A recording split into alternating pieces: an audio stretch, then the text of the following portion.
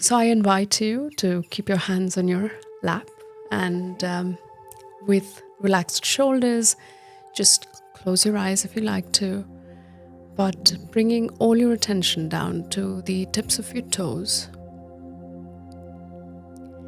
as you continue to observe your breathing pattern.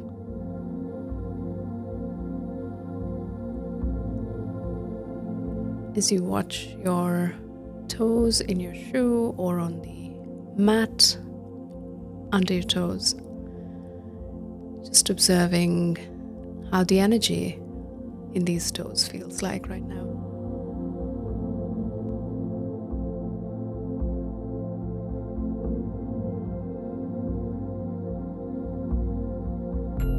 And as you bring your attention now to the back of your feet, to the ankle, just becoming fully aware of these sensations around here.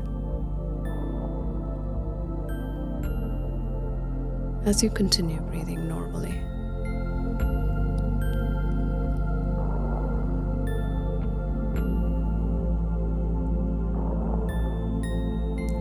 Notice any push to normalize your breathing, the need to either fasten or slow down your breathing.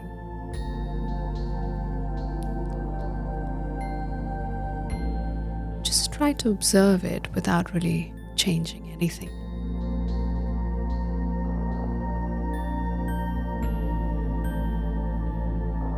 Now bring your attention to your abdomen.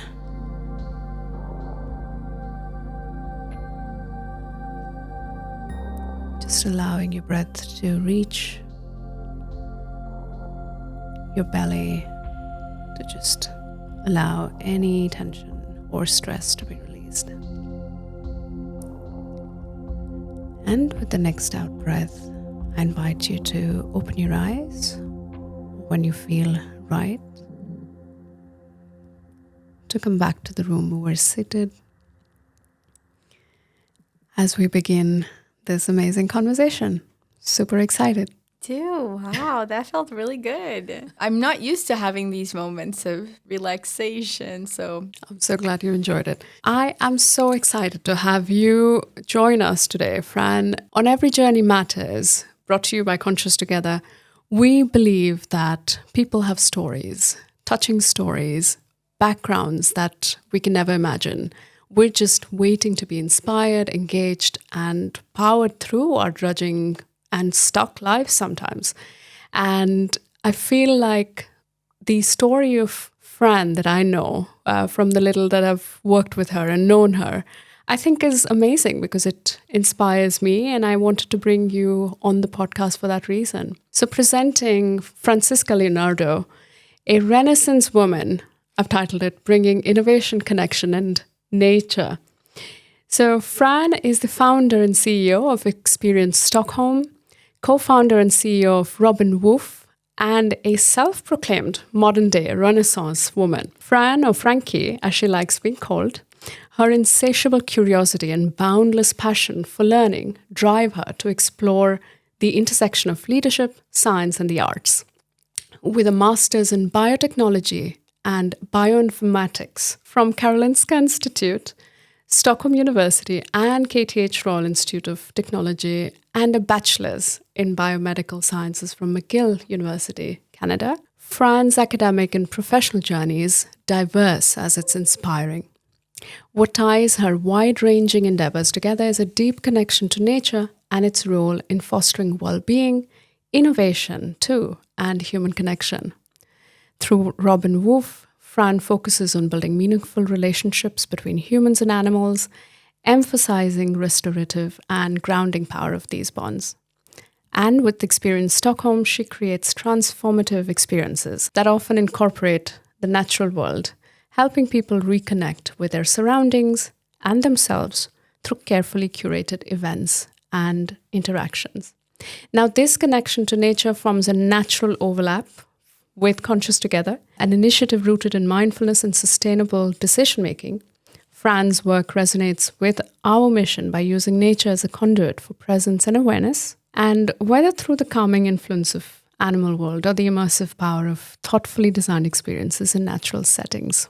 Now, this is all I had the script for, but also Fran's efforts highlight how nature serves as a unifying force in her work, bridging disciplines, sparking creativity, and fostering holistic well-being. On Every Journey Matters, here's why we are here talking about her approach to intertwining science, entrepreneurship, and nature. An amazing, mind-boggling combination of subjects. And welcome to the show, Fran. Thank you, Avanti, for that beautiful introduction. I was really amazed by the way you were able to so masterfully concise my journey and summarize it and look for these patterns because I never looked into it or at it this way. And I think it's really beautiful how you were able to connect all these thoughts for me. So thank you for that introduction. I appreciate it. Well, I mean, there are so many questions and I have the script here and everything. But I mean, tell us a little bit about this distinct pattern that we're talking about, right? Like you've grown up in Canada, but tell us a little bit more about how your early childhood years has sort of given you the shape and the journey, its true shape as of today. Yeah. I think my upbringing, and this is also mostly a kudos, a representation of great people I had around me, be it from my parents to my family to my peers and my teachers, especially. I always like to laud my teachers to applaud them because they have been they've played a critical role in my upbringing as well.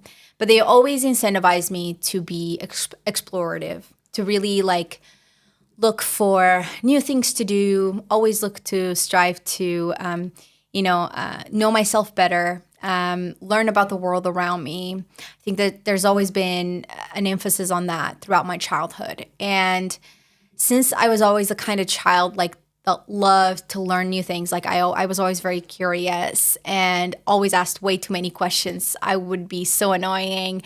And that was something that I was a true teacher's pet even, and it was something that all throughout my childhood, nobody really, even though people were annoyed by it, and even adults would say that, I think nobody really negatively impacted me because of it.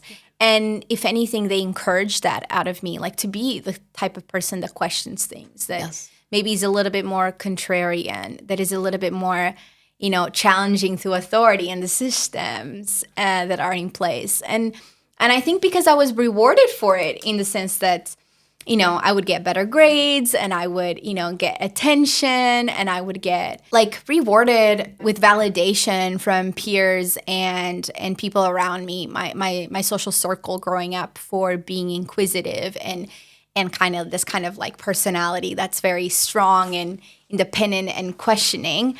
I think that led me to be very autonomous from an early age. I was always doing things on my own, rarely relying on people, and I would go out and do random things. My leadership journey started very early. I was in Scouts for 11 years. Wow. So that played a big role in my love for nature, in my love for kind of spirituality and going back to basics, indigenous practices of looking after the land and how to make something out of the land, out of indigenous knowledge and expertise and wisdom. And then from there, I think one of my biggest influences in my connection to nature was my grandpa.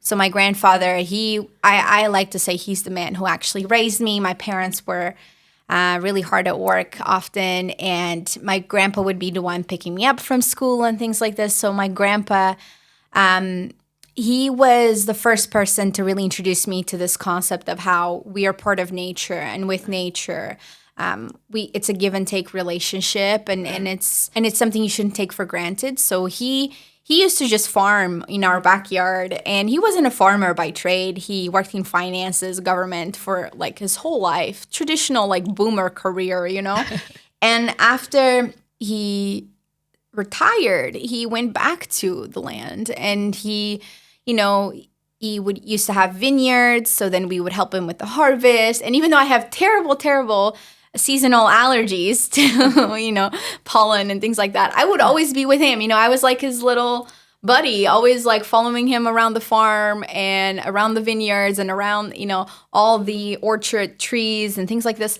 And I always felt that with him, I was learning so much about how the world works, not just like because of his personality. He was a very kind and giving and like humorous also person, but also because he was able to make these connections of, okay, where does the food that you eat come from? Right. When you go to the supermarket, it's so easy to be detached from the origin point and the end point. Like the food you eat, if you don't consume it, where does it end up? Like what's the wastage in that process? Yeah. And even though he didn't use words like these, he would teach me about how to look after plants, when's the season for cherries versus when's the season for, avocados versus, and that really, I think that instilled in me this love for nature, being part of nature, being in nature. Right. And then from there, it just grew in other ways. And I think the biggest disconnect I've ever felt in my life was when I didn't have time to be surrounded and in nature, to spend in nature. So this was mostly during my university years, my first degree. You're living the city life, right? You don't have time to go even hiking, much less to a park, I don't think. And that really began to affect me because I've started to realize that I had a lot of sensitivities to noise and smells and chaos. And so then I needed that kind of reconnection with the land, with nature, to go back and recenter myself and feel like, I always like to describe it like a feeling of peace, because feeling of peace for me, it usually involves nature, being in nature, and in solitude sometimes as well, not being surrounded by people or chaos and noise and distractions. So, distractions. And that was kind of where it began for me, I think.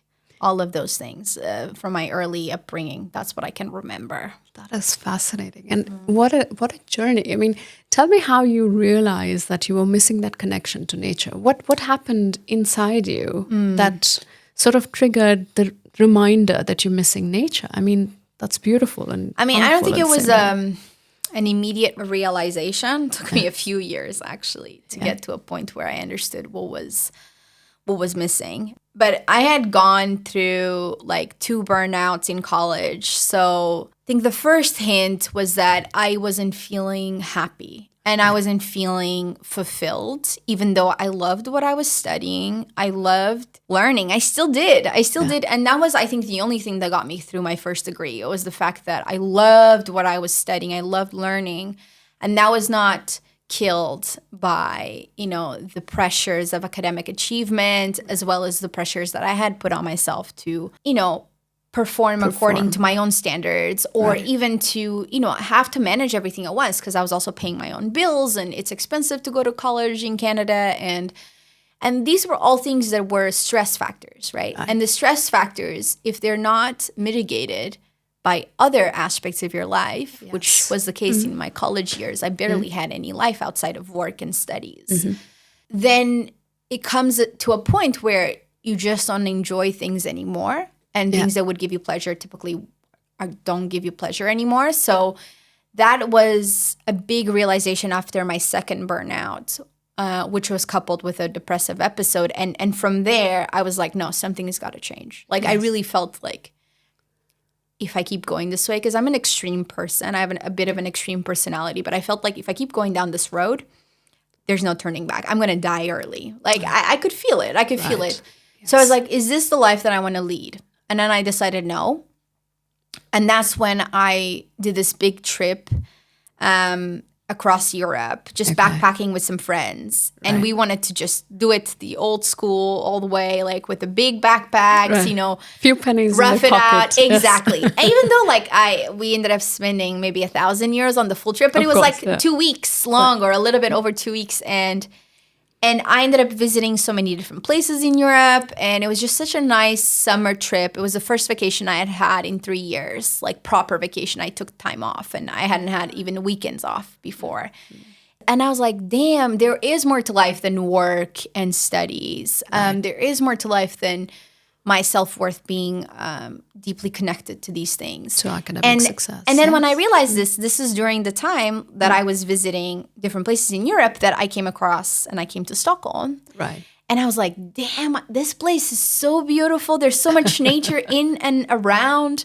Integrated. Integrated. And water. I miss the water. I mean, I know people love the ocean because of the waves, but I don't even mind that there's no waves here. I just really like being close to water and feeling like I'm immersed. I am part of nature. I am nature. And I was like, damn, can I make this last? Can I make this feeling last? And I just kept thinking, in Canada, in the cities that I've lived, in Ottawa, in Montreal, it's really difficult to be connected to nature when you're surrounded by concrete. Right. And when you do try to be connected to nature, when you want to go and hike, it has to be very intentional. It's not just like something that happens by chance in your day to day. You have to make the trip to go to a camping site, to then pay for the entrance to the national park, you have to take a car there. And these are all constraints that made it almost a lot of friction for me to actually go and be in nature in Canada. Barriers to being one with nature. Right. And so then I decided, no, then I'm going to move somewhere where that's easy. And then I decided to move to Stockholm. I mean, first I applied to a master's here as a way to have an excuse to move here. Yes. And then I ended up moving. And I fell in love with the city more and more the more I stayed. And I think that a big part of that was the access to nature, the closeness that I had with what I felt was a peaceful state of mind for the first time in my life, like really not being overwhelmed constantly. Like, I think that's what Stockholm and Sweden gave me. Right. And that's why, in spite of all the challenges, I just don't see myself returning to Canada anytime soon or living anywhere else for that matter, because I always say Stockholm has spoiled me, has ruined me, because anywhere I go, I feel overwhelmed. Right. And I feel disconnected. And that is something I don't take for granted. So when I decided to stay, it's been 5 years that I've been living here now. I said, if I cannot find a better place to live than this, I'll make this work, because this is where I felt the most peaceful, the most at home, really, like the most in touch with and in harmony with my feelings, my emotions, my goals, my perspective on life. So I think that's what Stockholm has given me, which is always difficult to explain to people because it's not a place for everybody. True. Not everybody finds their place here. But I feel like it was the first place that gave me a lot of peace and calm and quiet, and I needed that. So it worked out. Amazing. So if you could recount a typical day, which is nature-filled and connected, what would that typically look like for you? So my lifestyle these days, because when I talk about lifestyle, like, obviously, I'm an entrepreneur, so this means I work really long hours. I usually do 12 to 13-hour work days, and maybe I break for 30 minutes lunch, and I have a few fika breaks in between, which always also it's funny because that part of the culture itself also demands more balance from me, right? But beyond that, a lot of my job involves being outdoors. So a typical day, like I could be giving a tour or going and supervising or doing what I call quality assurance on one of my tour guides tours. Yeah. And I'm just hanging out with people outdoors for the majority of the morning and feeling like, wow, it's so nice to be alive. I love going onto the ferry and seeing Stockholm from the water. And then we make our way maybe to Djurgården, this big park where all the museums are. So no matter what, it's the touristic area still. But it's just like you're surrounded by nature. You see the swans. Every time I see a swan, I'm like, wow, I love swans. And they come walk to you sometimes. Yeah. So. And the ducks and the geese. Well, the Canadian geese I don't miss so much because they're a bit like scary. But I love the closeness to nature.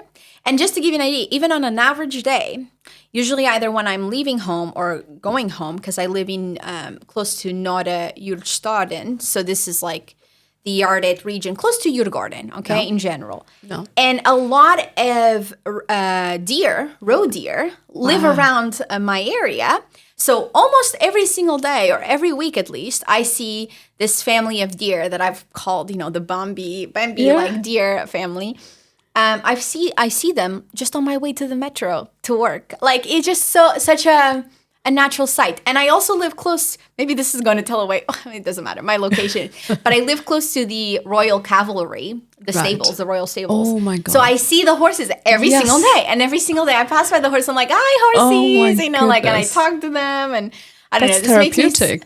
I feel like Stockholm is allowed to bring my child from within, like fully on display. And nobody can say anything because nobody here calls you out if you're acting crazy. They kind of give you dirty looks, but they don't like confrontation. So they're not going to be like, why are you talking to the horses, right? Or why are you talking to the bunnies? I see a lot of bunnies. But I think they also get it when you're talking to them. and whenever I see so many dogs, there's so many dogs here, and I love dogs. I love animals in general. And just when you're going about your day and you're doing the most random errand, I don't know, going to buy toilet paper, you can find all these dogs that pass by you and you're smiling at them, and then the owner's smiling at you because you're smiling at their dog. And it's just this immersiveness, this aspect of like birds, mammals, animals, humans, and nature all around, like landscape. It's just such an integrated part of life here that even if I'm going to work or even if I'm making my way through town, giving a tour, it's always present. It's the setting. It's the context for my life. That's it. I don't have to make moments to go, because sometimes I do. Like on weekends, I go 1 hour outside of the city and by public transportation and for free. That's the difference. Right. And then I go and I hike for like 6 hours, let's say, because I really do love being in the middle of nature.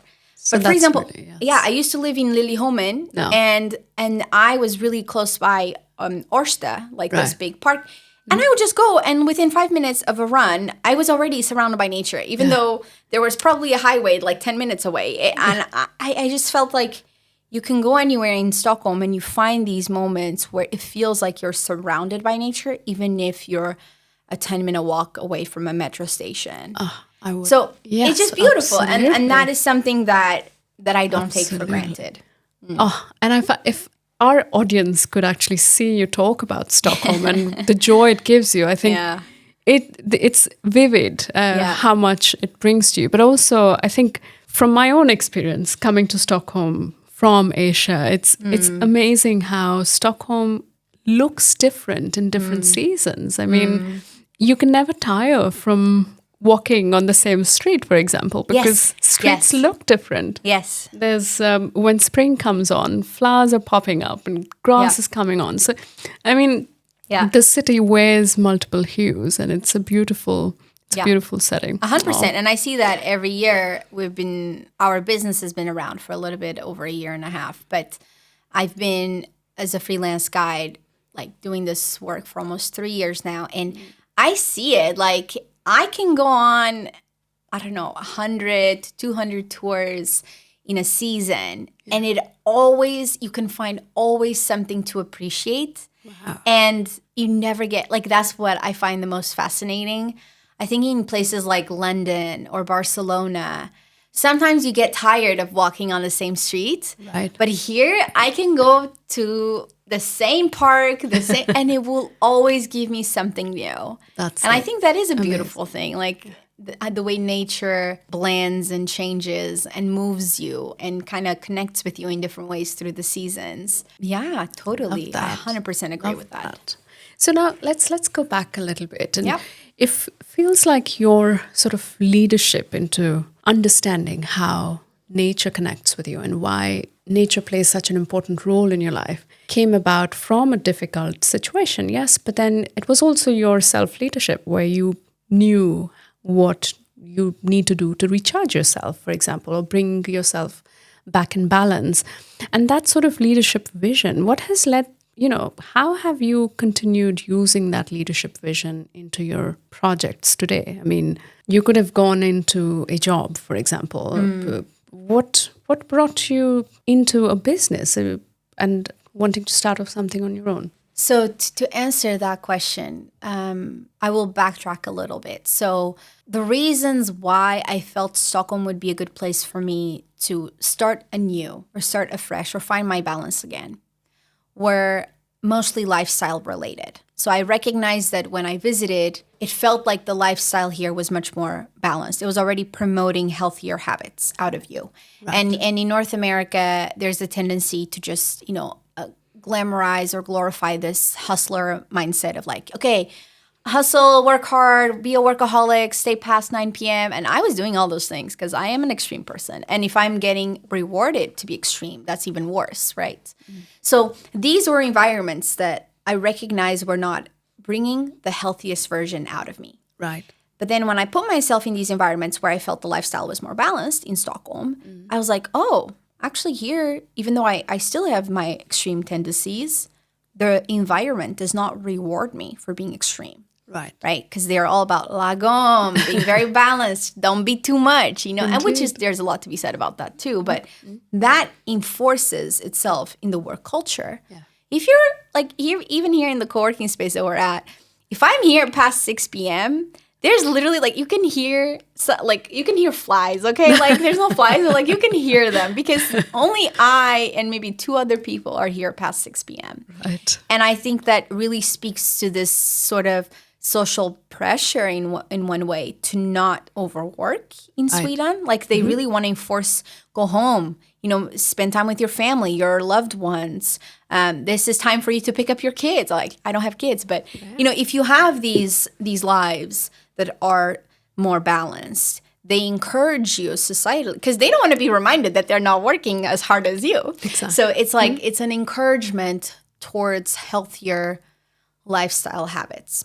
Fantastic. And because of that, I recognized this would be a good place to stay and where I would actually thrive because not only do I still have the work ethic that I came with from Canada that could push, make me very productive in this environment, but also I had this sort of negative reinforcement from my environment here to not go extreme, to not burn out, not overwork myself to the point of burnout.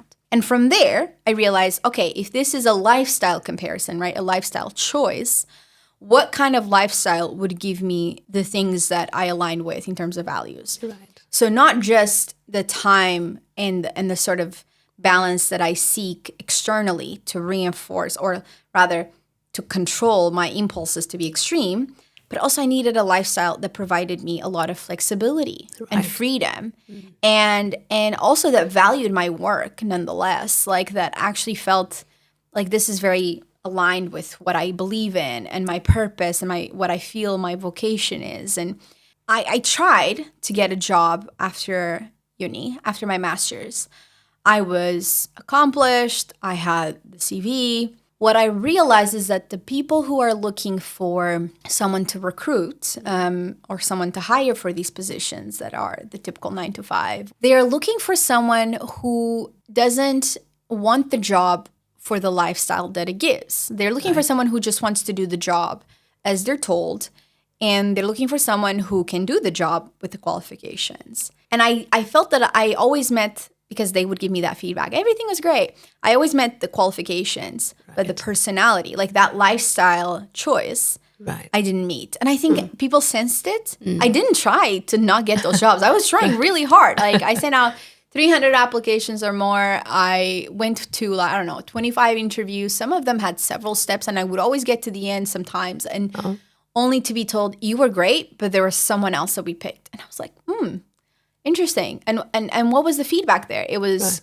you're great. There's not, so there was an implicit either bias or an implicit disconnect between me and the recruiter, which told me maybe it's the personality. And then I'm like, I can't fix my personality. This is pretty sad.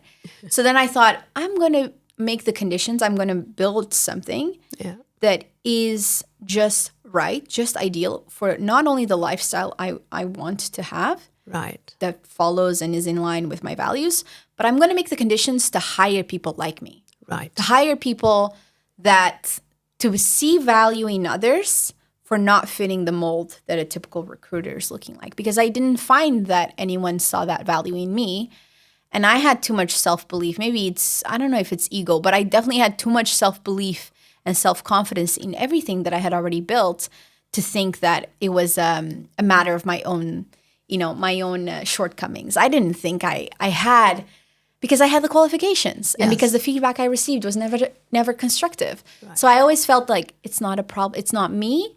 It's just the position or the typical lifestyle of a 9 to 5 that doesn't actually meet my needs and my demands as an employee or as someone who's trying as a job candidate. And I was like, okay, so if this doesn't exist or people are not seeing that value in me, how can I create these conditions? And then that's where privilege comes in. Because I had a lot of privilege. I had a dual citizenship, which allowed me to stay here without a visa. Right. I had friends who had to settle for jobs because they had no alternative. They needed that visa after graduating. Right. I had privilege in the fact that I had been a workaholic and had a lot of savings and I was good with money so that I could start a business from scratch and not have to worry about money for a while, just living off of my savings. Right. I had privilege in the fact that I had an affordable and rent-controlled apartment. So I wouldn't have to worry about, being homeless if I started an endeavor out of my own, whim. So all of these things, they connected. And I was like, I have nothing to lose and everything to gain, specifically a life in alignment with my values and a lifestyle that I care for, if I go this entrepreneurship route. Wow. And entrepreneurship was not it was not something I even had in mind. It was just the only path that I felt, this is where I will have the most flexibility, the most freedom to actually live out the life that I want to live out. Because I couldn't find any other alternative. I had applied for nonprofit, and a lot of the same constraints applied. You still have to fit the mold that they're looking for, personality and accommodations-wise, right? So for me, I was like, okay, I can't find these conditions. Let me build them myself. And if I build them, maybe others who feel the same way, or maybe others who have not been given the right value and opportunity, they will end up being the ones I hire. So I felt like that's the way to go.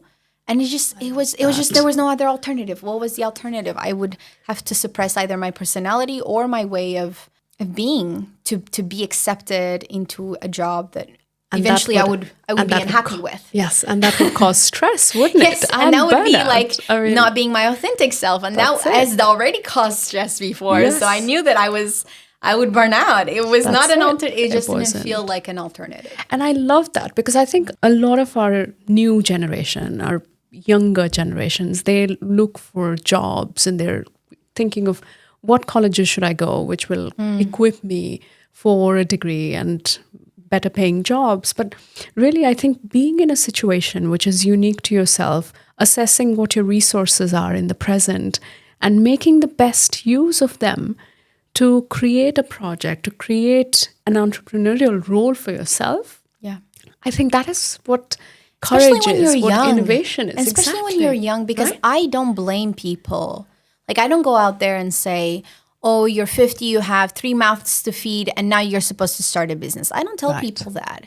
It really depends on your situation, your conditions, your circumstances.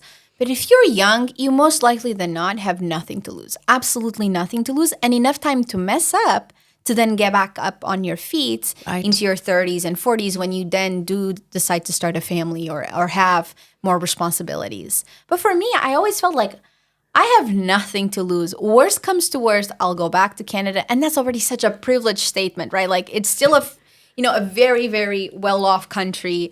And I just kept thinking, and I'll go back to my mom's place. Yes, that's not ideal, but my family will take me and they've always been supportive. Yes.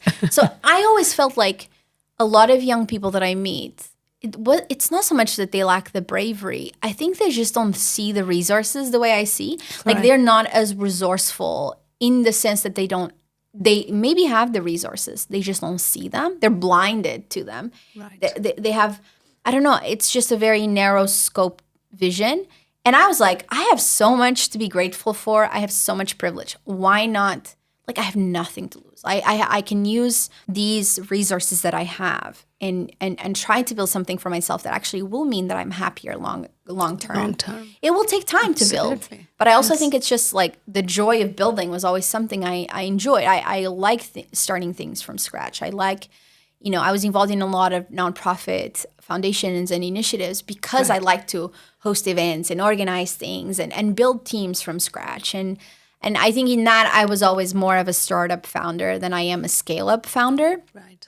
But I really love this idea of taking things from idea to action, like idea to like realization. Like, because for me, that's like thought to action is what power is, like empowering yourself to say, hey, I'm going to take this idea, and if I actually make it come true, I feel like this is such an important skill for many entrepreneurs that I meet. It's like the ability to follow through, to actually do something that you say yourself out to do. I always had that in my projects, in my own free time projects or the projects at school. I always was able to finish what I start. Right. So I was like, if I can do that, I know I can apply that in a business context. I know I can start something that maybe will fail, maybe whatever measurement of success you want to have. Right, it's but different. Even if it fails, I will learn through that process. I will come back because I have such a deep, trusted belief in myself that I could handle these things because I never felt that I had that much to lose.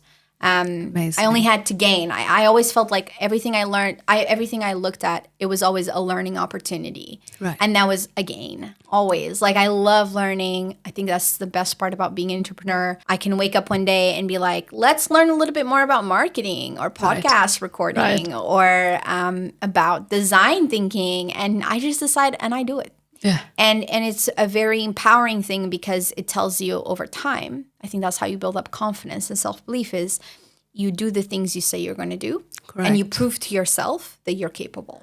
That's it. Yeah. And I believe that, a lot of experts say that you have to really deep dive into a topic and you have to spend time to get the experience. But if you see from what we read in your intro too, you will never steer away too far from what is really a passion to you. Yeah. It could be nature, it could be art, it could be, it depends on what interests you have. And so I would agree that we're in such an age where learning new things is so much easier than before. So we must use those resources. Yes. Absolutely. So thank you. I mean, that was fantastic. I want to bring us to the now from the past. And, I was looking up your website and looking through, which is a beautiful website. And it sort of shows the pulse of the company. Uh-huh. I was caught by the values that you have posted on the website. And can you talk a little bit about that and how those sort of navigate and keep you guys centered in the work you do? So this, I just want to give credit where credit's due because this is the work of one of my summer interns last summer, Paul Dominguez. He came on board the team for a 1-month project, and I asked him, your job is to go and talk to everybody on the team and ask them what they think Experience Stockholm is about. What is our company about? Right. And what do we believe in? What are our shared values? And maybe don't use these terms because these are, again, very high-level terms these days. Yeah. But just ask them, what is it about our company that makes them feel safe, comfortable, willing to, cooperate, collaborate with each other, and just get their thoughts. In one way, this was a bit of a surveying of what our employees, our freelancers, people who work with us, actually think about us. But it was also a way for me to not be involved in that process. So I hoped that it would be as unbiased towards me as possible, because then if I'm asking the questions, they probably are going to be nice about it. Right? So he went around, and from that, he gathered these values. And these were values that we cared deeply about. And we kind of worked really hard on making this concise way of explaining them. So we have constructive collaboration, because that's important in everything that we do. We have culture of care. Culture of care was one of the things that came up the most. People always said, like, Fran really cares a lot about us and cares about the customer and cares about what we deliver. And we care about each other. And there was a lot of caring. Right. And culture of care also, because, like, we care deeply, so we wanted that to be reflected in the way we treat each other, our customers, we treat our managers, our employees, and vice versa, everything across. We have also creativity and curiosity, because that is a big part of that Renaissance thinking that I'm trying to bring back. Right. We don't have to be one-dimensional anymore. We have room for many talents, many skills, many diverse thoughts and divergent thinking in our team. So let's bring in more creative ways, more innovative ways, and more perhaps scrappy ways of doing things when resources are low. And maybe we don't have a lot of money or capital, but we'll find a way through the obstacles just by being creative and being curious and asking questions. So that was also an important value for us. And the final one, the final value that we have is this value of customized connection. Right. And this kind of plays to the role that our business tried to really play in the context of Stockholm's tourism, Stockholm's travel sector, which is to build connection between people and to customize, personalize that approach, right? So you see people as humans, not just customers, not just people to buy your products or services, but actually these humans, they need to gain value from this interaction. Right. They need to gain a connection, be it with the tour guide, be it with the company, be it with the environment, right? The landscape. What is the connection we're trying to develop? And to each person, it will be different. Right. Some people, because people travel for different reasons. People visit places for different reasons. Some people are on a journey of self-discovery. Some people want to just escape their lives. Right. Some people are trying to bond with their family and they want to go and do a vacation where they can have some family quality time. Right. Some people are on the last trip of their lives. Maybe they found out that they have terminal cancer. Like, these are all examples of travelers, of guests that I have welcomed to Stockholm. Oh, and all of these people, you don't know where they're coming from. You don't know what they've been through. But you do know that you can make the time you have with them worthwhile, right, and you can build that connection. So even though the very little time you have together, you're building something and you're exchanging value, okay? And I think that is so important because customized connection for me just takes away this mentality that like more is more. I want like less is more. Less is more, because then you have a few interactions, but you make them very meaningful. Right. And that's also what plays a role in our like small group mentality and kind of one-to-one approach, personalized, because we just think if you want the mass kind of generic scale of tourism, right, that already exists. Like traveling is for those masses. Like it already, there's so much offer out there for that. But we wanted to build relationships. We wanted to also empower people to build relationships with people they're traveling with.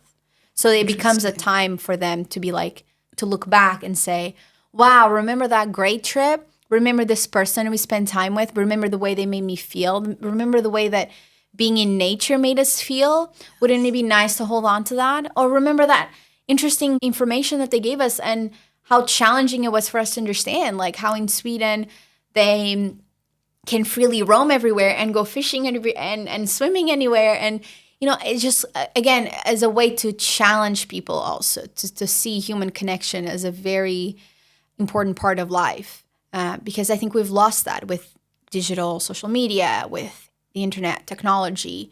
We kind of lost the ability to connect and actually know how to build a relationship.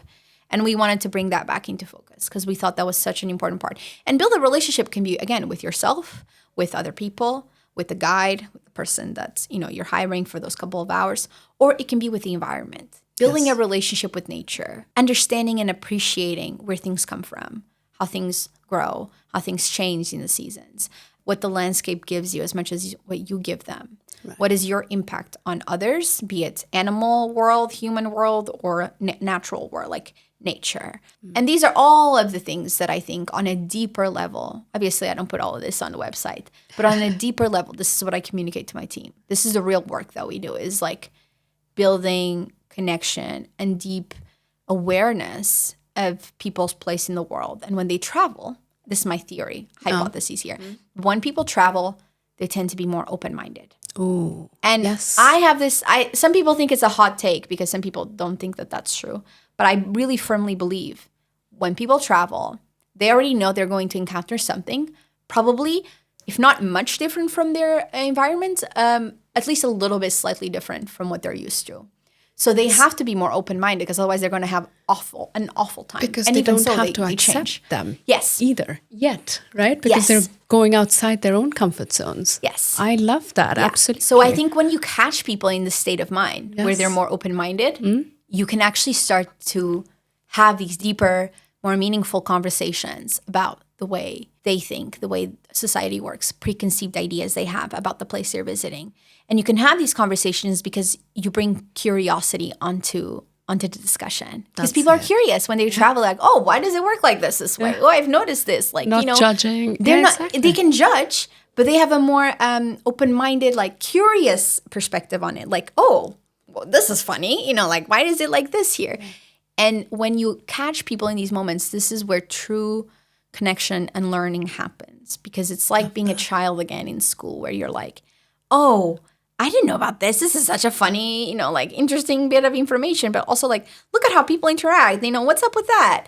And having this mindset of like, everything is novelty. Everything is, it forces you to also like face your own, maybe your own deep biases and maybe your own way of living and your own lifestyle and be like, oh, there's an alternative to this. Like, I didn't know that, And I think that is an important goal for us to really challenge, I think in some way to critically challenge people to reevaluate who they are, how they think, why do they think the way they think, their cultures, the way things work back at home. Because when you travel, you're more open to this. If you meet them in their home environments and you start questioning the way they live, they're not going to be as open. They're going to be more defensive. Yes, okay? Because they need to have their routines. There is a reason they have their for why routines. they've set it up like that. They have to give themselves some justification for the way they live, right? And it's the norm. It's the norm. So you can't criticize something that is the norm. And it is hard to keep changing. Yes. I mean, once every 3 years, that's a good time to change. Or once every New Year's day. Yeah. There you go. But that's my point. But when you catch them traveling, that's different because people already have some type of mindset that real travel, you're either escaping from your life or you're trying to experience life. Yes. And between those two, I think you can find a lot of travel usually is a time of learning or unlearning things you believe to be true about the world.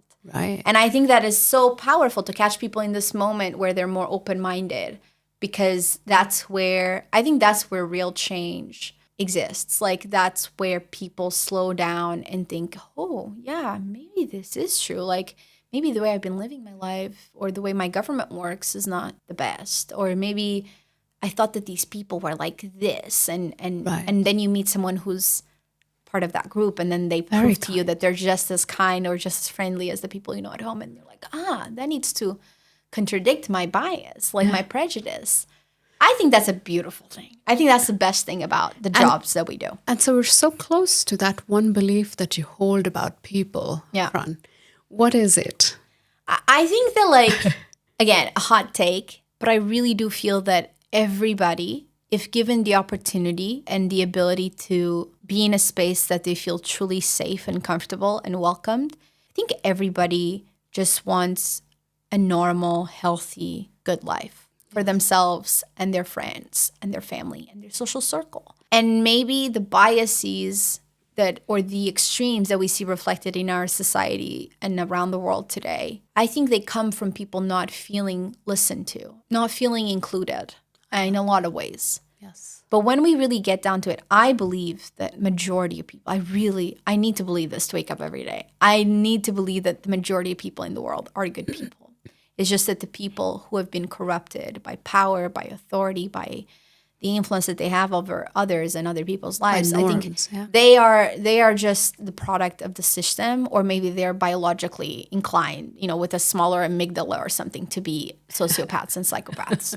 But I really do believe most people, because it's been my experience, and maybe that's problematic because I don't want to make generalizations based on my experience, but because I'm just sharing my opinion here, I really do believe this. So you just need to empower people to, one, unlearn things that cause harm in the world, racism, discrimination, xenophobia, Islamophobia, undo those learnings because that was learned from childhood or from society. And not just unlearn, but then learn how to rebuild, how to collaborate, how to communicate in a more constructive way. I think people don't really know how to do that anymore either. And I chuckle not because I disagree. In fact, I agree 100% with exactly how you feel, which is also the reason we brought Conscious together. The idea that people are in those norms, in those structures, there is a reason. There is a reason they are like that.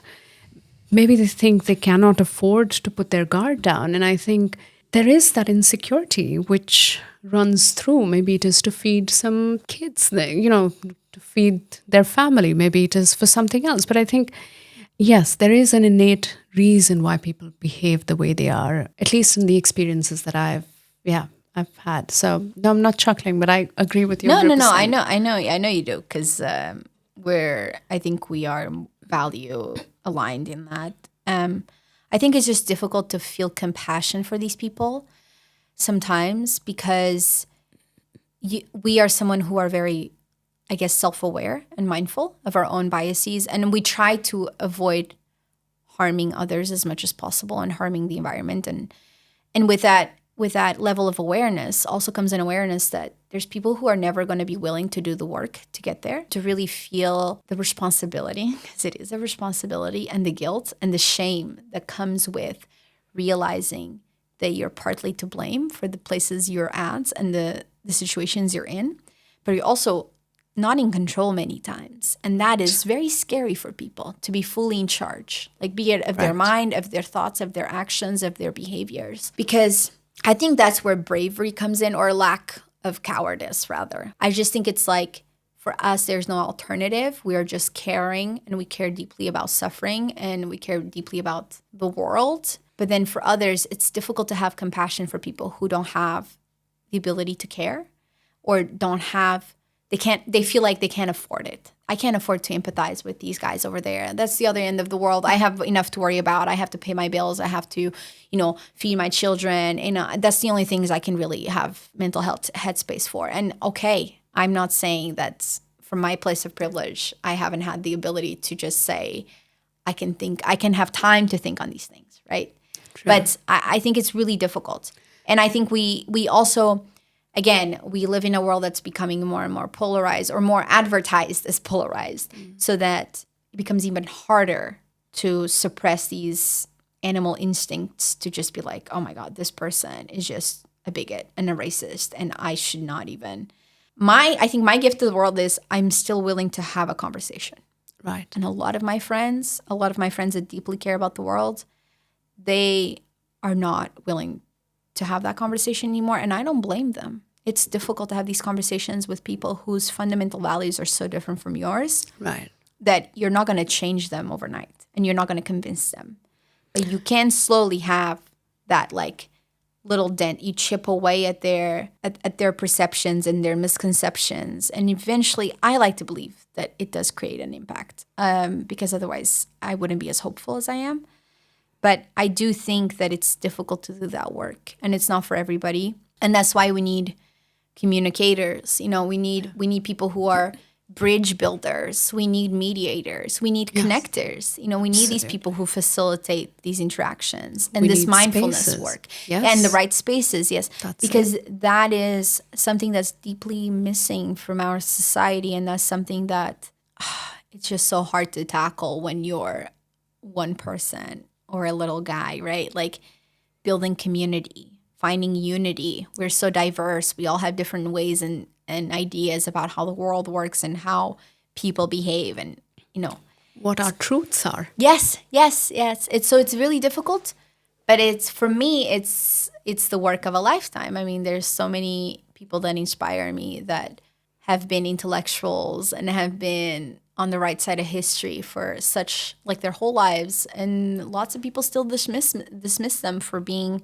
crazy and for being willing to listen to people or answer people who are different from them. And I think that we still need that. We need more of that in our society now more than ever, to really bridge these conversations. These gaps. I love that. I mean, and I know I want to continue to learn more about you. So I'm going to continue, sort of also tie in the next question, but what about your leadership style then? Because I've heard so many amazing words. You talked about being authentic, you spoke about being connecting, you spoke about bringing a bridge, but also creating safe spaces.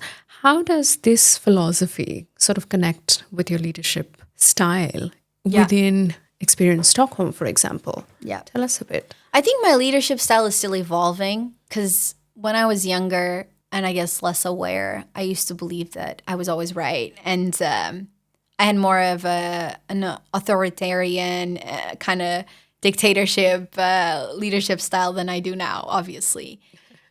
Today, with everything I've learned, not just from my team and from them giving me constructive feedback, but also from people I've worked with and from the environments I've worked in, I feel that I'm much more like the coaching type. So like as a leadership style goes, I like to listen and I like to, I try my hardest to listen first as a principal. But I like to mostly be a mentor. I don't like to tell people what to do anymore because I think people can do things in many different ways. Like, especially in jobs that are not highly technical. Right. Like you can even in jobs that are technical, there's many different ways to code a specific piece of information, for example. But I think that people, if you tell them that you trust them and you empower them, like you actually set them up for success by training them correctly and giving them the right tools and resources to thrive, then they kind of can figure out a way. I believe in that because people want to they want to reciprocate the trust that you place in them. So I think that that's also a fundamental truth I believe in. Wow. So with my team, I try to listen first and I try to let them figure out a way through a challenging like issue or obstacle. Or if they recognize that a lot of things are going well, I also try to make them be critical of what is working. Like ask them like, okay, what has worked so well that we need to double down on? Because often people always look for the negatives. And I have people who are very self-critical as well on my team, like me. And I'm like, no, we need to reinforce the positives. Like this, if we do more of the positives, of the things that do work really well, the things that don't work so well will wash away. Eventually, there won't be many of them. Right. And I think that that's a big part of my leadership style these days is I reinforce the positives. I coach, meaning if people come to me with a problem, I kind of guide them through thinking about the problem, but not giving them the solution. And usually they came up with the solution because I've just given some guidance. Right. And in the end, it just all adds up to a more collaborative leadership, I think. So that's what I try to do in my style.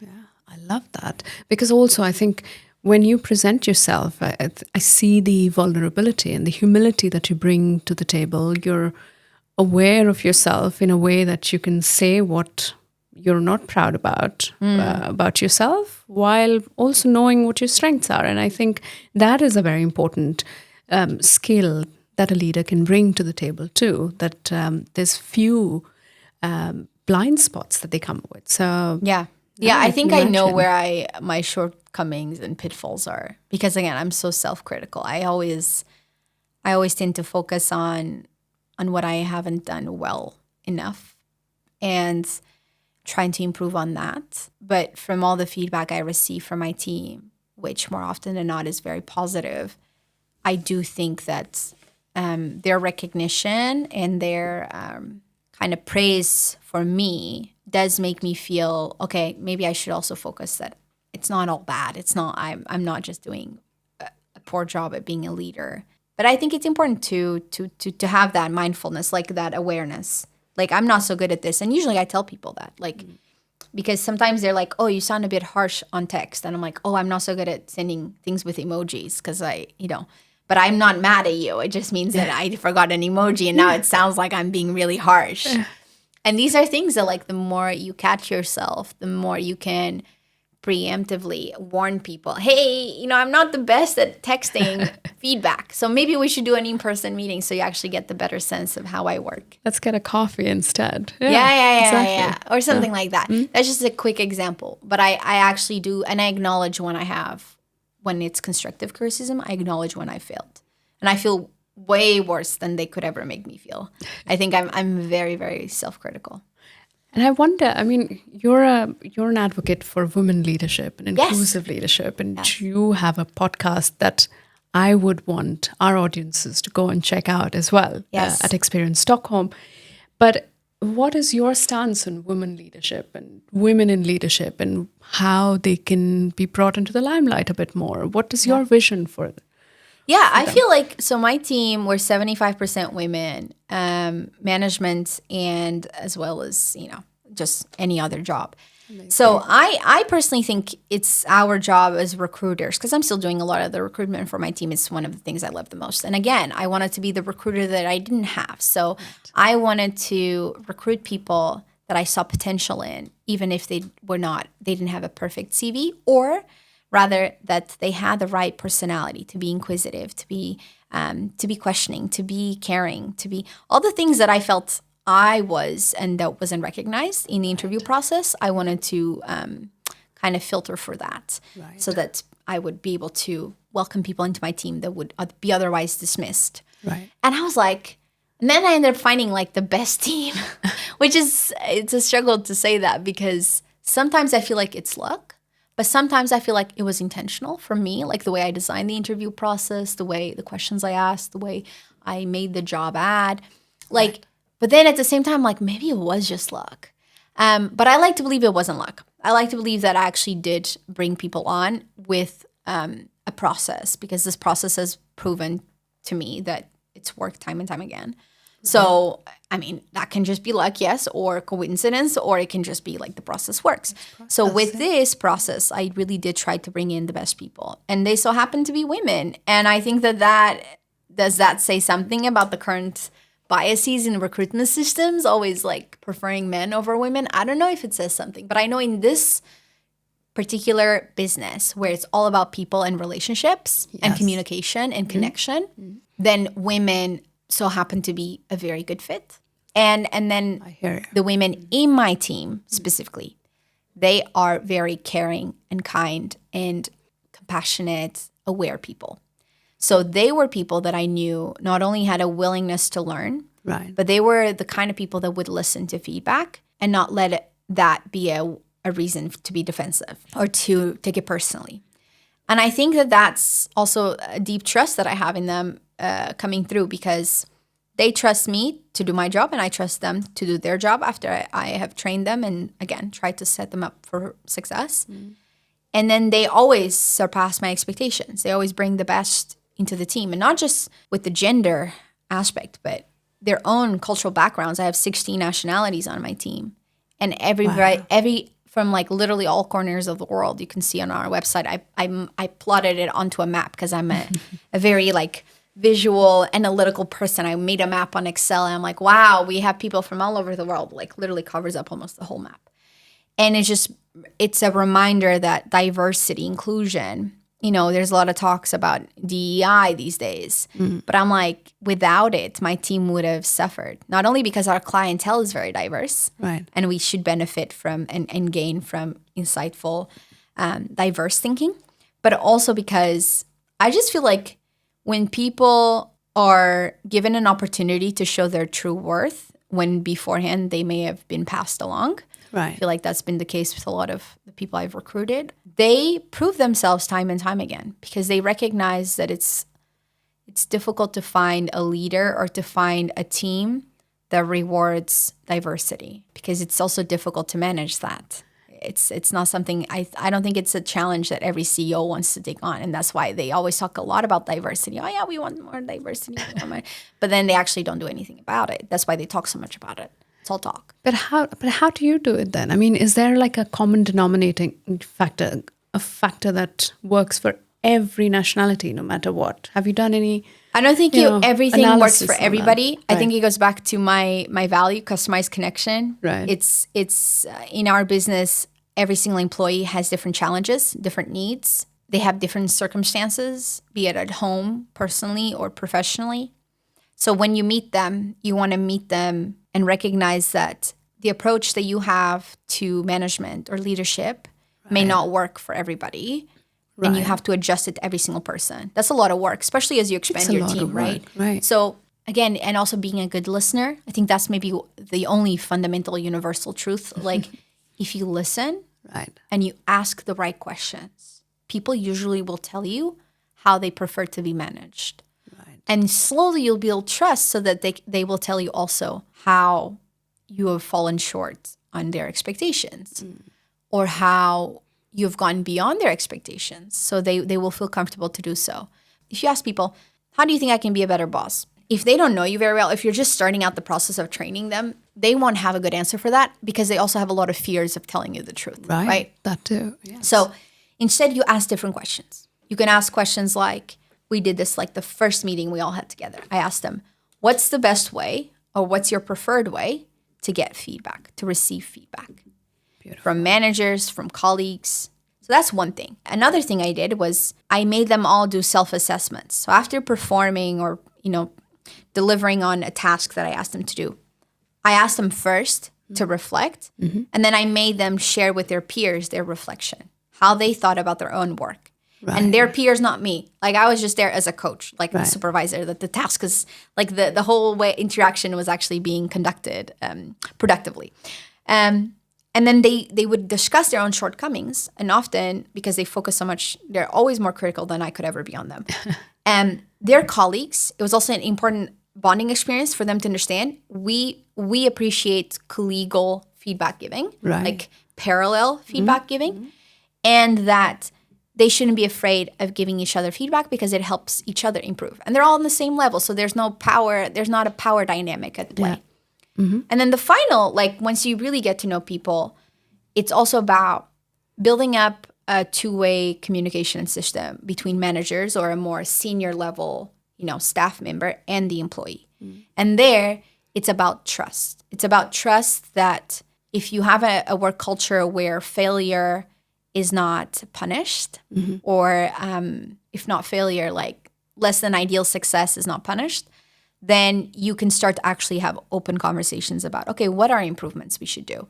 And what are ways that we have fallen short? And taking it from the personal to the team, right? So rather than saying, you have fallen short on this, we collectively failed to address this target or to address this goal. So what should we all do together to get there? But for individual feedback, I don't do that in front of everyone. I do one-to-one.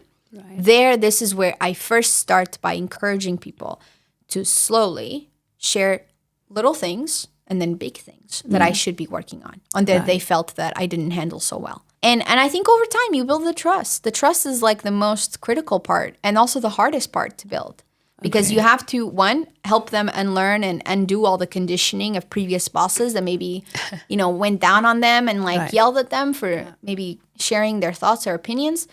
But also it's about constantly reinforcing that okay, if I say as a leader that we accept criticism and we talk about it openly and we constructive criticism and we enforce this as a culture in our company, I can then go and act against that because I'm the main example of what that would look like. If I give or if I don't receive constructive feedback correctly or in the best way, then it shows to others that they can't do that as well. And vice versa. So I need to be not just an example, like role model, but I also need to be constantly filtered. And that is important as well, like to create that trust, but also build the distance. Like we're not friends, we're friendly. And I do care for you as an employee. But as an employee, you have this professional relationship that does not bridge into other relationship types because I need to be the most role model person in the company because I inform the culture that is passed down to all the other levels and passed across. So you're an example, exactly. But it needs to be this way, I think, for me. And it creates a lot of pressure, obviously, when things don't go well. And also pressure to always be on your best behavior. Like you cannot have bad days necessarily. And that is not always healthy. But it's also a responsibility I decided to take on. Like nobody forced me into this. I decided to be a CEO. I decided to be a founder. I decided to lead a team. If I didn't want any of these jobs, then or any of this responsibility and role, and then I would have become anything else that didn't involve as much forethought and as much intentionality about the way I interact with people. I think it's a combination of factors too. I think one is your own personality and the responsibility you take, but also I believe that you're trying out new ideas and ways to set up your team. I think you're steering away from the typical HR sort of organization means to steer away from what bureaucratic setups would look like. Yeah. Is there anything you want to say or share on that? Yeah, I would say that we don't have a flat hierarchy right now. I call it a horizontal hierarchy because I still think people still come to me for guidance, strategic thinking, but that's what CEOs are for, really. But they come to me still for a lot of managerial roles. I'm trying to delegate a lot more of that to my COO, Sasha. She's my operational person. But until that authority has been kind of credibly passed on to her, because that's something, again, trust-wise that we need to build. People still come to me and it still feels a bit hierarchical. And I try to avoid this because I want everybody to feel empowered and to inform the work culture. Right. So I think work culture for me is when the CEO is not in the room, they still behave like the CEO exemplified they should behave. Yeah. So I don't need to be in the room or I can get hit by a bus tomorrow and the work culture of the company would not change because people have been empowered to enact that culture in the way that is most authentic and most value aligned according to our company values as possible. Right. So if they do that, I don't actually need to be present to set the role model anymore. They become their own role models within the circles and the teams that they're part of. Absolutely. And I think that is an empowering way to kind of minimize hierarchy and minimize this sort of top-down leadership style. I just try to say, if we all share that work culture and we all take it we take charge of it. We all take, what do these values mean when Fran is not present, when I'm not present or a manager is present? It means that we treat customers the way we would like to be treated. We treat our colleagues the way we know this is enforced in our company. Right. And then after a while, it's actually quite mindless. It's really beautiful to see because then you don't have to be so intentional, because I've been very intentional from the start about the way I design the team. I design our processes, our trainings. But after a while, it stops being intentional because it's just natural. It's just the way people communicate. That's how people. And that is a really beautiful thing to see in work culture. Yeah. Because first you need to build that up. It's a trust. It's kind of it's a brand, if anything. And then once you build that, it pretty much stays unless you get a bad apple in. And that's my responsibility as well. As a recruiter, to not bring someone who messes up my company culture, who is completely against everything we stand for and does not want to be integrated. Absolutely. And that is problematic because when you get a bad apple, this is why you need to cut bad apples right away, because when you get a bad apple in the team, it messes up your whole work of the beautiful work culture you've built. Absolutely. And that's critical. And I feel a lot of my entrepreneur friends, they struggle more not with finding good people, but with removing bad people. Because sometimes removing one person that is just not a good fit, maybe they're not even a bad person. They're just not a good fit for the culture that you want to promote. If you don't remove them, they will poison everything. Yes. And that's difficult. I know a lot of entrepreneurs struggle with this. They're this person is they're really affecting the dynamic and they're making everyone uncomfortable. I'm cut them out. Cut them out. They will find other opportunities, I'm sure, where they'll fit better. Right. But I think people don't take that step because they don't want to be. I think a lot of people are also people pleasers, and it's difficult to be the one to cut someone. I haven't done it yet, but I've had moments where, for example, I could renew a contract, but chose not to because I started to see the cracks in the way this person was affecting the other team. Right. It was affecting me even as a manager. And I realized if I renew this contract, they're being rewarded for actually not fitting in line with my work culture that I want to promote. So I cannot do that. So instead of laying off people, because I work a lot with contractors, I also just decided I won't extend contracts of people that maybe they're not bad people, they're just not the best fit for my company and what I want to build. And I think it's important to have that discernment as well, that judgment. Interesting. Yeah. And so the basics still remain the same. I mean, it's people, it's the culture you build, it's the intention you bring to the workplace. I mean, how do you see the role of technology affecting human connection? And what is your vision for Experience Stockholm in that sense, So I think that for example, I'm just drafting an AI policy now for our company. And I asked my team, do you think we as a tourism, travel, mostly service-based, human-based company, do we need an AI policy? And overwhelmingly, more than 90% of people said yes. And I was like, oh, okay, so they do actually think that this is valuable. Because otherwise, if they said, no, we don't need an AI policy, we don't need to have guidelines for this because we barely use technology or something, which is not the case at all. We use technology every single day. But it was more that maybe subconsciously they didn't feel like we did. So I was like, oh, but people do find a need for this. I think technology, I have a lot of feelings about this because I used to work in tech. Feelings mostly because I used to work in tech and I know how people make products in tech. I worked in a tech startup for 3 years. I know how they treat or not the different roles within a company. I know what not to do as well.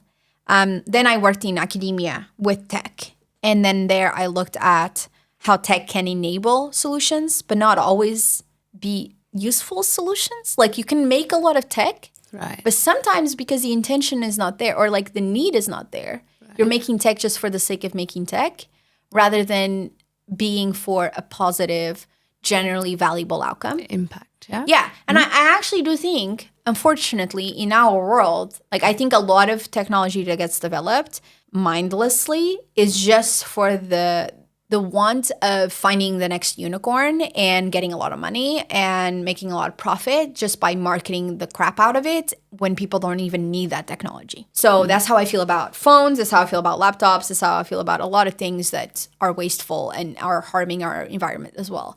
Yeah. But technology as a tool, right? Because I'm not completely anti-technology. I mean, I had not a career, but I had a lot of jobs in tech and I had a lot of background in tech. So I can't say like, oh yeah, tech is useless.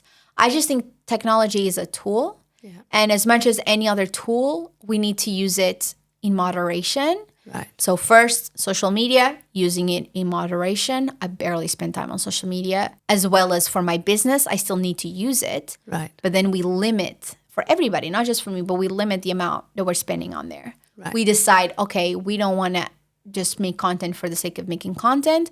We want to tell stories and we want to make valuable, informational, educational, hopefully, content that makes people's lives easier and better and generally is adding value to the world, not just like existing and filling up server space and wasting water. Right. So these are some things, like wasting water. Yeah. So these are some things to cool down the servers, Sure. So these are some things we do think about. And that's why the AI policy now that I'm developing is kind of coming into the frame because I think so deeply about the impact of technology, not just on my staff, because we all use it in different capacities, but also on the economy, on the market, on the job market, on the fact that a lot of skill sets these days that are valuable are not going to be valuable in the next 2-3 years. Yes. But then one thing I'd like to bet on in terms of technology is what's not going to change. And specifically what's not going to change about human nature. And I'm making the bet, maybe in 20, 50 years, if this podcast is still around, you can prove me wrong. But I'm making the bet that human beings will always prefer human beings over technology. Yeah. I'm making this bet. And it's a bit of a hot take because, again, there's a lot of people that don't believe that. Yeah. And I think that if human beings will always, at least for my lifetime, will always prefer humans over... Because I just can't imagine myself getting a haircut by a robot. Right. You get it? Yes. Or I can't imagine myself going service-based, like going to a place and getting a robot to show me around town. And I can't imagine, but it's not to say it's impossible, but I personally can imagine. So I got to go off of some intuition. Right? Yeah, but also, I confer and agree completely with what you're saying.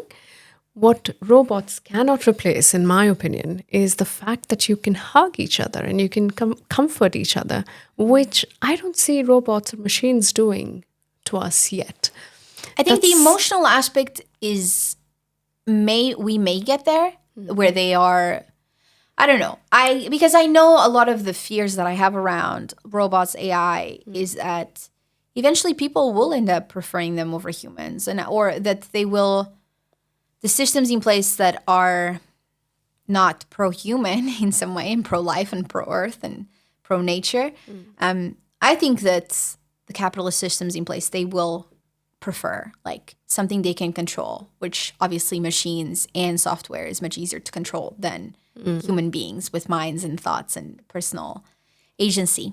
But the problem is, I think you still need to account for the possibility of the opposite alternative, which is, okay, maybe I'm wrong. Maybe people will prefer services or we already see products and in many ways things that are technology enabled over human interaction. Like, I don't know, when you go to the grocery store and you go through the cashier versus the automated, screen. Yeah. I always go through the cashier, but I'm so freaking old school. I know that's not most people. Most people want to avoid looking someone else in the eyes, avoid saying hi to someone else who gets maybe a lower salary or a lower wage than them. Most people want to avoid any and all social interaction because they don't fully understand what that interaction means. It means that someone, a human being, has their job and can find some dignity and can find some way to pay their bills for their children. And I mean, it's just, I see these things and most people are not this aware, right? I think it's also the cultures that we come from.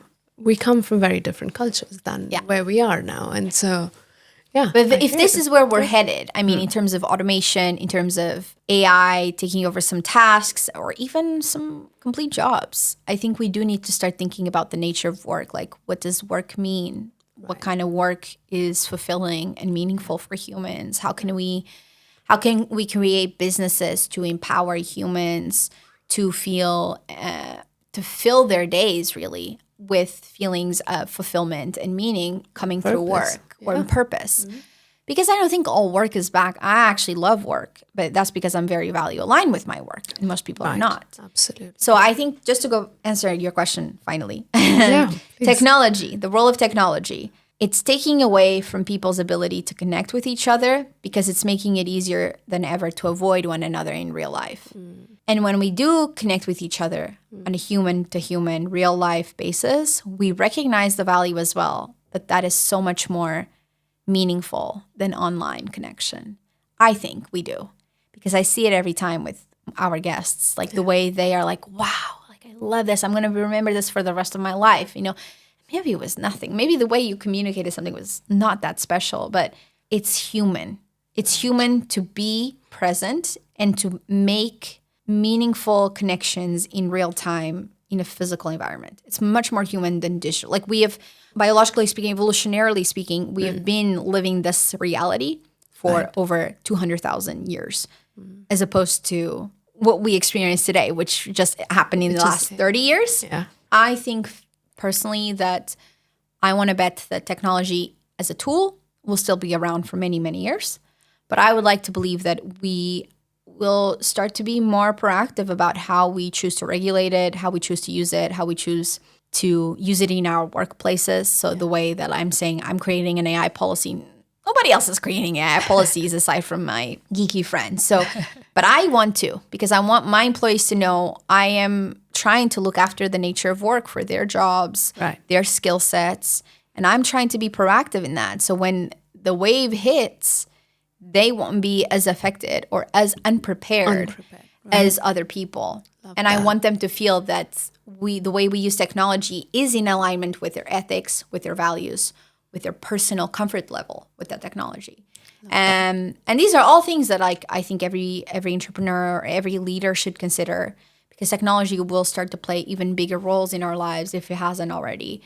And for us to not be mindful of that effect, like, we're just not getting ready. We're just not getting ready enough. And we don't have even time to think about things because technology is coming out so fast. Absolutely. So I think it's important to think about these topics and see how people's general reactions to technology reflect their values. Especially as a tourist. I mean, you cannot undermine what technology has done. In fact, I think ChatGPT, they've just dropped a new technology. Operator. Operator, exactly. Yeah. So they've just dropped that. And so I feel like it's new, it's unknown. I mean, I remember when Google Maps came about, it was so thrilling to book a vacation in Italy, for example. Yeah. You hadn't ever been there, but you could see exactly where you want to live, how far you live from where. Yeah. I mean, it's brought ease of a different kind. Yeah. So it will have its place, but I love the conviction you hold about human connection. Because I just think I can't bet on what impact the technology will have and how it will change and how it will affect the industry. That's just so many variables that I can make predictions about and probably will be wrong. But what I need to bet on is what doesn't change. Right. Like, I don't like to use this as an example, but it's a perfect example. When Jeff Bezos, back in the early days of Amazon, decided, what do we need to focus on the product side, on the development of our service? And he said, I cannot imagine a world where people wouldn't want to have their packages delivered fast as humanly possible, and also to have the convenience of having them delivered anywhere they want. Right. So what did he bet on? He bet on, delivery 24 hours, within 24 hours. Now, these days, I think it's even within 3 hours, right? Terrible, especially in the US model for, sustainability, obviously. And I don't go on Amazon to order anything for that reason. And also terrible for the workers because they still need to go. We saw it during the California wildfires. They still had to go and deliver packages no matter what because you need to meet those requirements. But I think it's interesting to take that approach of what doesn't change about human nature. Right. We have noticed that a lot of companies came out of the last 30 years. They betted on convenience. Humans want convenience. They want easy, they want fast, they want quick, they want cheap. Right. Convenience. Right. Now, I'm betting on humans want connection. That's a fundamental bet that I'm making because I just know that that's been my personal experience with not just our guests, our customers, but it's been with every single person that I've talked to who feels alienated, who feels like lost in our society, in our world. They just crave this human connection that we seem to have lost our way through. Wow. And I was like, okay, I'm betting on this. This is one thing I'm betting on, that if humans will always, or at least in my lifetime, will always want connection, then I can bet on this and make our business model and make our services and our offers as much value-packed towards fulfilling human connection as I possibly can. And maybe that's a good business bet because I don't think it's going to change.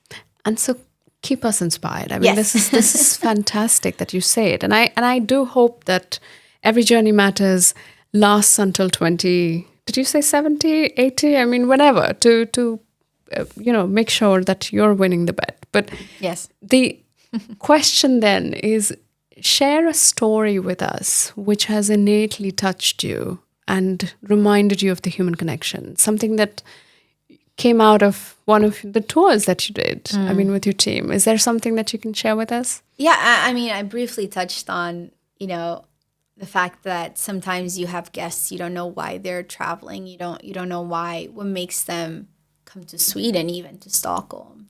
And I remember one of the most impactful situation. I've had so many. I remember some of my guests first names, almost all of them, and because I have a very, very elephantine memory.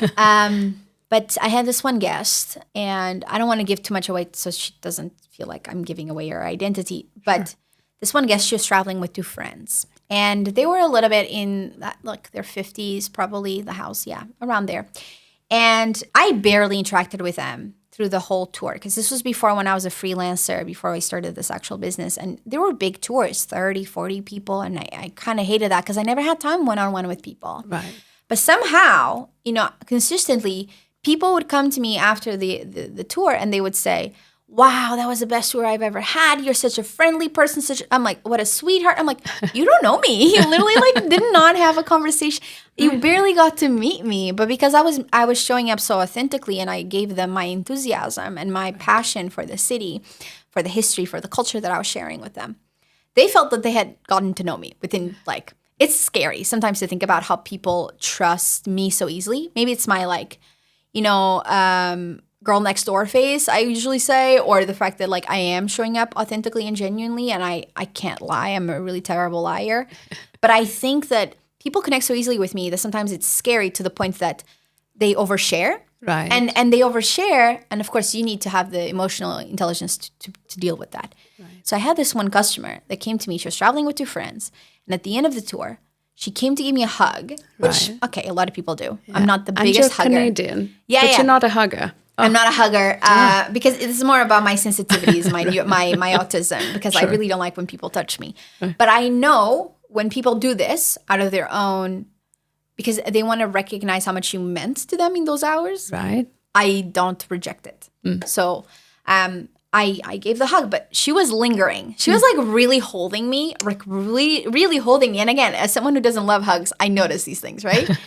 Because I was just tapping on the back, it was nice meeting you, all of that. And then she starts crying. and her friends are beside her, and and we're having a little chat. I had talked to them briefly earlier between stops, just starting a chat. I asked them what they're visiting and why they're visiting, and they were saying, "Oh, we're doing a trip as friends and all this." I'm like, "Great, okay." And then I gave them some recommendations, like, "Yeah, we already went this, and then we're gonna do this." And I'm like, "Great, this is just chit chat for me, small talk, right?" And then she comes and she says, "This was such a perfect tour. It was really nice ending to our trip." And she's crying and crying.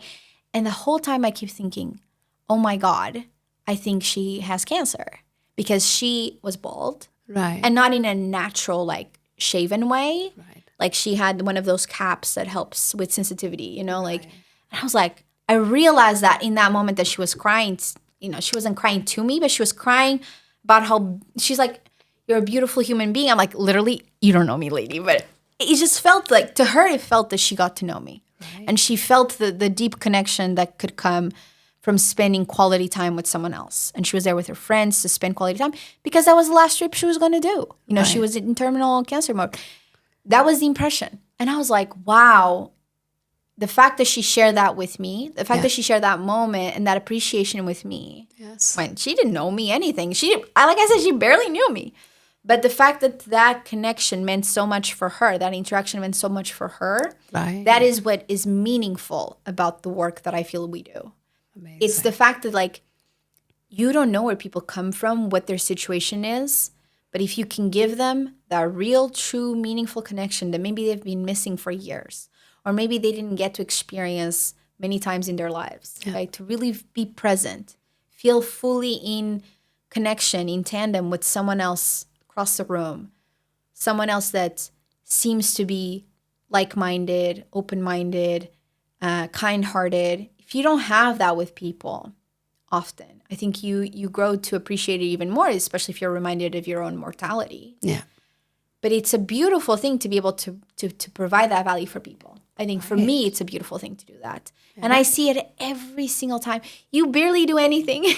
And that's all it takes, a kind word. Exactly. You just share something. You share your enthusiasm, your kindness with people. Right. So because I and my guides do this very willingly. That's why I hire them for personality mostly. Because when you do that, you share hearts, you share souls, right? And when you do that, you share a little bit of yourself with others, even if you don't think it's a very particular part of yourself, that they don't really fully know you. But they receive that, and they've been craving it, or they've been feeling so out of touch with the world or out of touch with themselves that when they receive it, it means something to them. Right. Even if you didn't intend it to be that way. That's the beauty of, like, the human interaction aspect, is like, you can communicate things very plainly and emotionally, like emotionlessly from your side. Yeah. But to them, it's interpreted as, I'm connected now. I receive this gift. And that's a beautiful thing. I think that's a beautiful thing. So that is one of the most extreme examples. But then I had another lady, just quickly, just to give an extreme, less extreme example. I had another lady that we got to chatting, again, small talk during the tour. And at the end, she's like, I would love to get to know you better. I feel like we're kindred spirits. And she was such a sweet lady. Like, I used to have no boundaries. I used to really, like, spend the whole day with a guest if I really felt that they were kind enough. Now I don't do that anymore, because I know that the value that I truly bring onto the world is to do more with my time. So I can't always spend one-on-one time with people. Indeed. But I said yes in that case. I said, yeah, let's go for lunch. And she ended up sharing with me, like, the fact that she had gone through burnout herself, and the fact that she was on a journey of self-discovery, and that, she had lost her fiance, and and people usually share these things with you, and literally they just met you. Or I had another situation where a lady was sharing that she was here to celebrate a big trip to celebrate her birthday, because last year all of her friends forgot her birthday, and it was her 5th year birthday. And she felt, I owe myself this trip, because maybe she realized, like, people in her life were not paying attention to her, right, and paying her dues, really, her due value.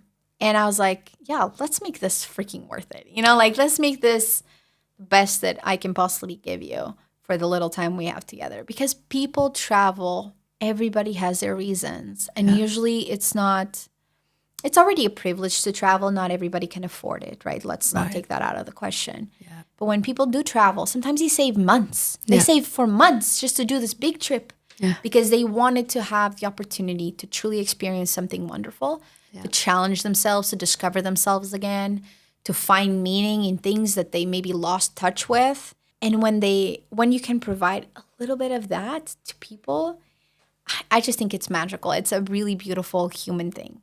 And there's so many stories. I have so many stories like these. I could keep going. You should make them video I should write a book, feeds. right? Yes, or write a book. A lot of my colleagues, because I have please. such a good memory. Everyone forgets stories sometimes, but I have such a good memory that some of my colleagues are like, you need to write this down so then you can share with the guides that this happened. I'm like, I could write this down, but then I would not, I would have so many stories. And also I didn't get their permission to share, like if I were to write names and things like this, because I remember most of their names. But you must consider, but they also say that, we feel most comforted when we speak to strangers because they know nothing about us. It's like that whole phenomenon of being on the airplane and you start telling your whole life to the person beside you. Exactly. Again, people feel so comfortable doing that because because they think this person's not going to judge me. They don't know who my real self is at home. And they won't know. Yeah, exactly. I won't have to deal with them again. I won't have to ever see them again. It is a little bit like that phenomenon of people feel so comfortable because they feel open to being vulnerable, and they feel that even if you hold it against them, they will never see you again. So it's not something that's permanent, a permanent fixture of their lives, a permanent person in their lives. So I also love that, like the temporary, like the transient nature of our interactions do make for maybe sometimes those deeper, more meaningful connections. Because I feel like in the day-to-day, the bustling of normal, routine life, people just go about asking, how are you, but not really paying attention, right? Yeah. Not really taking time to listen and acknowledge another human being's existence.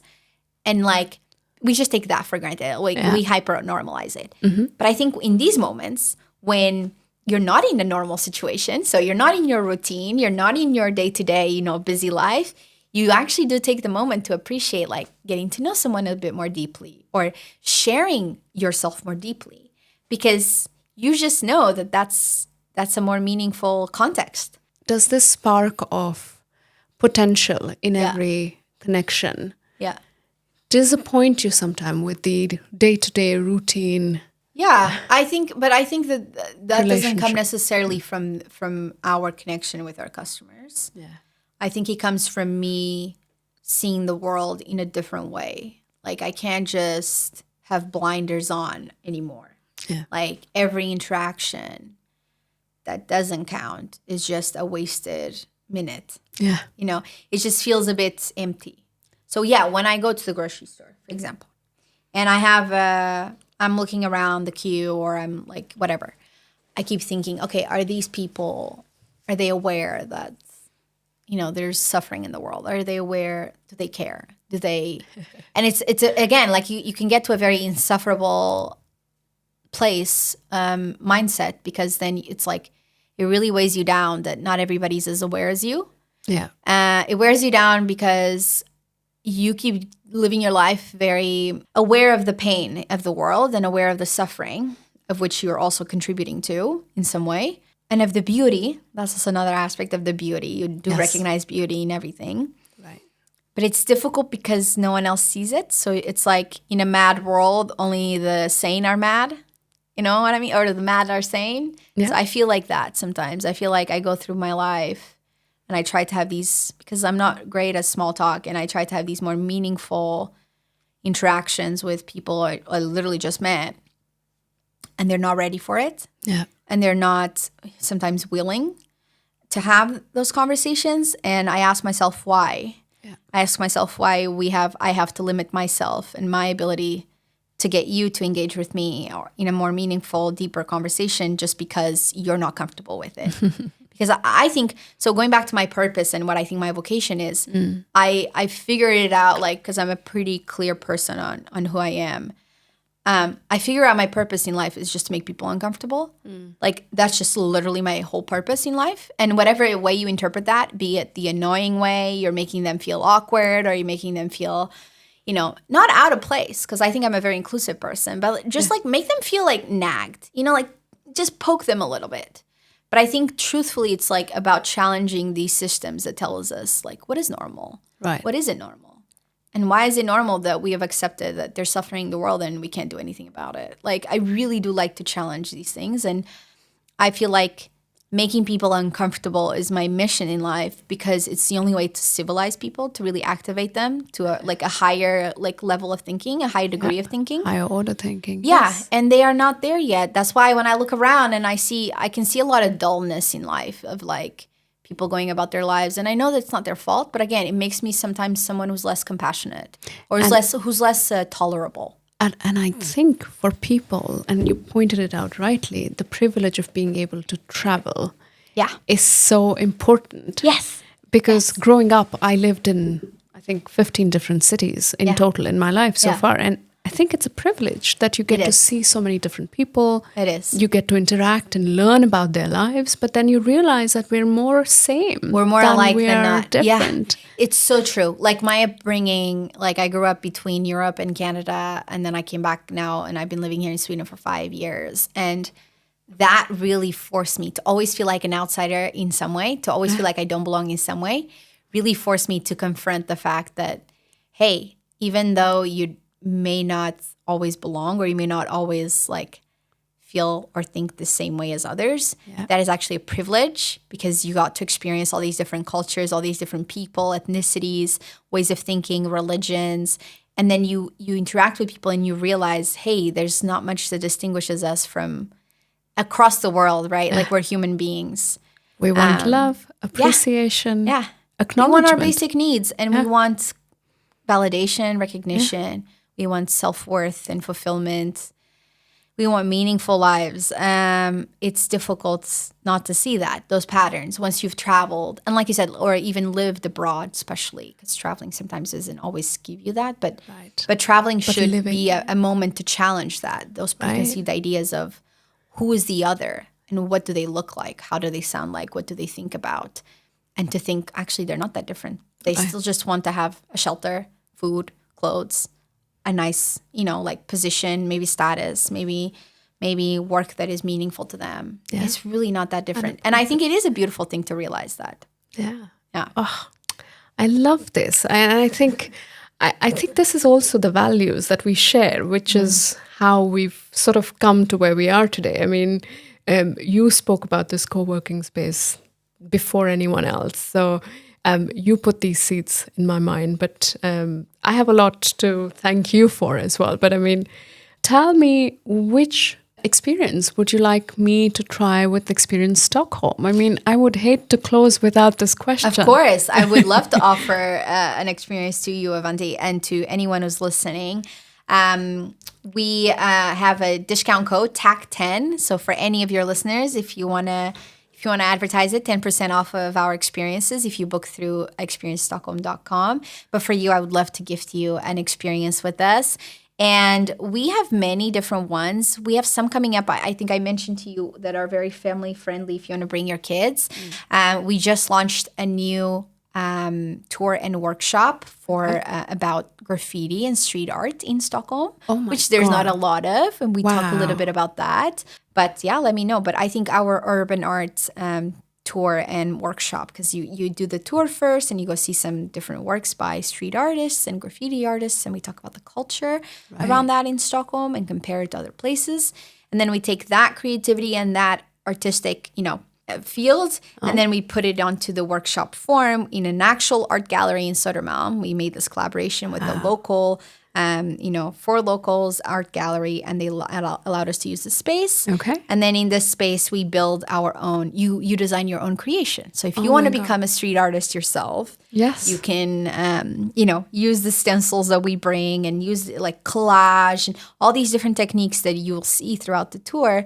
You get inspiration to then design your own, creative expression, street art inspired piece. So I think that would be a really fun one, especially with kids, if you wanna bring them. And that is your contribution to the Renaissance Yes, side bring of the you. arts, bring the creativity back into things. Like we need to talk about, because in the tour itself, we also talk about culture, we talk about policing, we talk about authority figures, who says what art is, who says what art isn't, and big questions, philosophical questions even, like what does it mean to be an artist? What does it mean to make art? What is art? What do you consider art? And how subjective it all is. And it's a really fun experience. We just finished developing it. And this was actually one of the ideas that one of my guides had, and I let them run with it. And it's something that also built collaborations locally. So with, the coffee shops and the little art galleries that we talked to, it was really a really nice way to get back in the community and talk to people who are like-minded about the things that we care about. So. And that is becoming conscious together. Yes. Isn't it? Amazing. That's right. No, I don't mean to take any credit, but I feel like there is power in collaboration, and we have to be doing things together. 100%. To make our lives better, more fulfilling. We need to stop with this individualistic thinking of, especially in Sweden, there's a lot of the self-sufficiency, like just figure things out by your own lonesome self, and that's the only way to go. I'm like, no, I think we need to bring back these ideas about collectivism, about like community, unity, collaboration, cooperation. Like these are the ideas that built the social welfare system, that built, all the things that we consider to be good things about Swedish society, for example. Purpose-driven gatherings. Exactly. Yeah. So we need to bring that back. And I think part of what we're trying to do is exactly this. Fran, I can't tell you how much I have learned from the time we've spent together. And I look forward to being on this journey with you. I'm excited. Thank you so much for having me on the podcast. Yeah. I wish you and the team of Experience Stockholm more growth and more ideas and more creativity with the amazing vision you bring to the world. So thank you for this time, and we'll keep in touch. Yes. Thank you so much. I really enjoyed this conversation. You got me thinking about a lot of different things, so that was really lovely. Thank you.